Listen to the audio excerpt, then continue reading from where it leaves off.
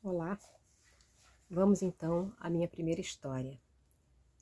Ela se chama As Três Cabeças da Fonte e está nesse livro aqui, Contos de Fadas Ingleses, seleção de Joseph Jacobs. É uma história muito cara a mim, porque a minha avó paterna contava para mim e para o meu irmão quando nós éramos crianças, lá em Fortaleza, no Ceará. E essa história ficou marcada na minha cabeça e durante muito tempo eu tentei encontrá-la, depois que minha avó faleceu, né? E não conseguia.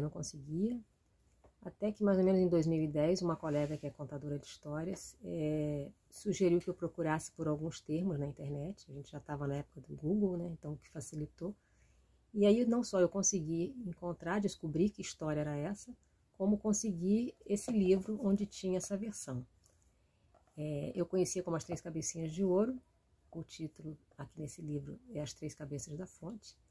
E acho que uma coisa que vale destacar é que não só essa, mas outras histórias contadas em tempos antigos, às vezes vêm com uma terminologia que não seria adequada para os nossos dias, um pouco ofensivas às vezes, mas como eu vou estar lendo essas histórias, né, e não interpretando-as, eu vou manter a terminologia que está nos livros.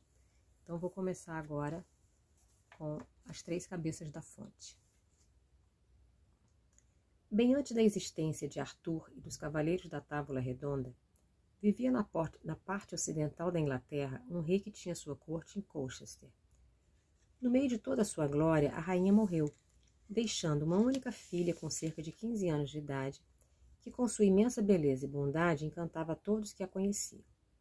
Mas o rei, ouvindo falar de uma dama, apesar de velha, feia, de ter um nariz adunco e uma corcunda, pensou em desposá-la só por causa de seus bens. Ela também tinha uma única filha. Sua filha era desmazelada, invejosa e maldosa. Em resumo, era do mesmo molde da mãe. Mas em poucas semanas, o rei, movido pela nobreza e pela bondade, trouxe sua noiva deformada ao palácio, onde foram realizados os rituais do casamento. Ainda não havia passado muito tempo na corte, quando ela começou a jogar o rei contra a própria filha, espalhando calúnias. Tendo perdido o amor do pai, a jovem princesa ficou muito aborrecida com aquele ambiente da corte, e um dia, encontrando-se com o pai no jardim, implorou-lhe com lágrimas nos olhos que a deixasse ir embora buscar sua fortuna. O rei consentiu e ordenou à madrasta que lhe fornecesse tudo o que precisaria para a viagem. A jovem foi procurar a rainha, que lhe deu uma mochila de lona com pão preto e queijo curtido, e uma garrafa de cerveja. Apesar de isso ser uma migalha para a filha de um rei, ela recebeu e agradeceu, e iniciou sua jornada, passando por ravinas, bosques e vales, até encontrar um velho sentado numa pedra na abertura de uma gruta, que lhe disse: "Bom dia, bela jovem, aonde vai com tanta pressa?" "Velhinho", disse ela, "vou procurar minha fortuna." "O que leva em sua mochila e nessa garrafa?" "Em minha mochila levo pão e queijo, e nesta garrafa uma boa cerveja. Quer um pouco?" "Sim", ele disse, "gostaria muito." Então a jovem pegou as provisões e ofereceu-as a ele. Ele as recebeu agradecendo muito e disse: "Há uma sebe espessa e cheia de espinhos adiante, que não conseguirá atravessar, mas pegue esta varinha e esfregue nela 3 vezes, dizendo: 'Por favor, sebe, deixe-me atravessar.' E ela se abrirá imediatamente. Depois, um pouco adiante, você encontrará uma fonte. Sente-se na mureta e surgirão 3 cabeças de ouro que falarão com você. Faça tudo o que mandarem." Prometendo fazer tudo aquilo, ela foi embora. Chegando à sebe e usando a varinha que o velho lhe deu, a sebe se abriu, deixando-a passar. Depois, chegando à fonte, assim que se sentou na mureta, uma cabeça de ouro surgiu cantando: "Lave-me, penteie-me e me deite suavemente. Deite-me num talude para secar, para que eu fique bonita quando alguém passar." "Sim", disse a jovem, e pegando a cabeça no colo, penteou-a com um pente de prata e a colocou sobre um talude florido. Então surgiu uma segunda cabeça e uma terceira dizendo a mesma coisa. Ela fez o mesmo que fizera com a primeira e depois, pegando suas provisões da mochila, sentou-se para fazer sua refeição. Então, As cabeças começaram a falar umas com as outras. O que desejaremos a essa jovem que nos tratou com tanta gentileza? A primeira disse: eu desejo que seja tão bela a ponto de seduzir o príncipe mais poderoso do mundo. A segunda disse: eu desejo que tenha uma voz mais doce do que a de um rouxinol. A terceira disse: meu desejo não será nada parecido com esses dois últimos, pois, como ela é filha de um rei, desejo-lhe que se torne rainha do maior príncipe reinante. Então a jovem colocou as cabeças na fonte novamente e prosseguiu em sua jornada. Não tendo andado muito, quando viu um rei caçando no parque com os nobres da corte. Tentou evitá-los, mas o rei notou e se aproximou.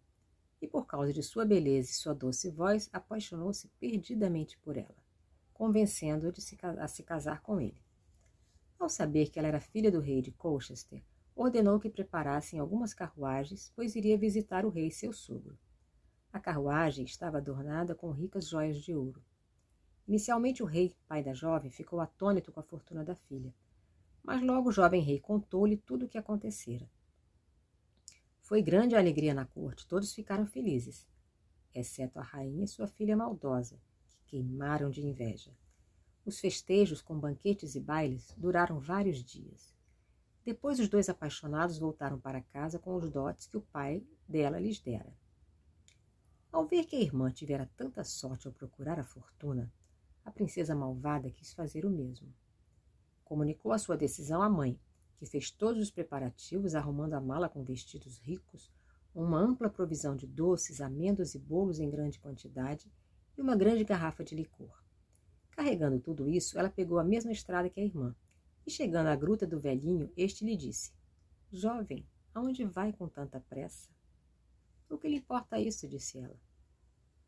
Diga-me, disse ele, o que leva em sua mala e nessa garrafa? Ela respondeu: coisas boas que não lhe interessam. Não poderia me dar um pouco? Disse ele. Não, nem um pouco, nem uma gota, só se fosse para você se engasgar com isso. O velho fechou a cara e disse: maldita seja. Prosseguindo em seu caminho, ela chegou a Sebe e espiou entre suas gretas, pensando como fazer para atravessá-la. Mas a sebe se fechou, e os espinhos rasgaram sua carne. E só com muita dificuldade ela conseguiu atravessá-la. Sangrando em todo o corpo, procurou por um pouco de água para se lavar, e olhando em volta viu a fonte. Sentou-se na mureta e uma das cabeças apareceu dizendo: lave-me, penteie-me e coloque-me no chão suavemente, do mesmo modo que antes. Mas a jovem bateu nela com a garrafa e disse: tome isto no lugar da sua lavagem. A segunda e a terceira cabeça surgiram, mas não receberam um tratamento muito melhor do que a primeira. Então, as cabeças se consultaram mutuamente para decidir que maldição aplicariam à jovem. A primeira disse: ela terá o rosto atacado pela lepra. A segunda: ela terá uma voz rouca como a da gralha. A terceira disse: ela terá um marido que será um pobre sapateiro. Bem, lá foi ela. Chegou a uma cidade e, como era dia de feira, havia muitas pessoas na rua. Olharam-na com curiosidade e, ao verem um rosto tão feio e ouvirem uma voz tão rouca, todos fugiram, menos um pobre sapateiro. Pouco antes, ele consertara os sapatos de um velho eremita, que, não tendo dinheiro para lhe pagar, dera-lhe uma caixa de unguento para a cura da lepra e uma garrafa de xarope para curar a rouquidão. Então, o sapateiro teve a inspiração de realizar uma boa ação e foi induzido a aproximar-se da jovem e perguntar-lhe quem era. Eu sou, disse ela, a enteada do rei de Colchester. Bem, disse o sapateiro, se eu lhe devolver sua aparência original e conseguir curar seu rosto e sua voz, em troca você me aceitaria como seu marido? Sim, amigo, respondeu ela, com todo o meu coração. E assim, o sapateiro aplicou os remédios e ela ficou boa em poucas semanas. Depois disso, eles se casaram e foram para a corte em Colchester. Quando a rainha descobriu que a filha se casara com um pobre sapateiro, enforcou-se. A morte da rainha até agradou ao rei, que ficou feliz em livrar-se dela tão rapidamente. Deu ao sapateiro 100 libras para que ele fosse embora da corte com sua esposa, morar num local remoto do reino. Lá, viveu muitos anos consertando sapatos ao lado de sua esposa, que o ajudava fiando os cordões para ele. Bom, essa é a história. Espero que vocês tenham gostado.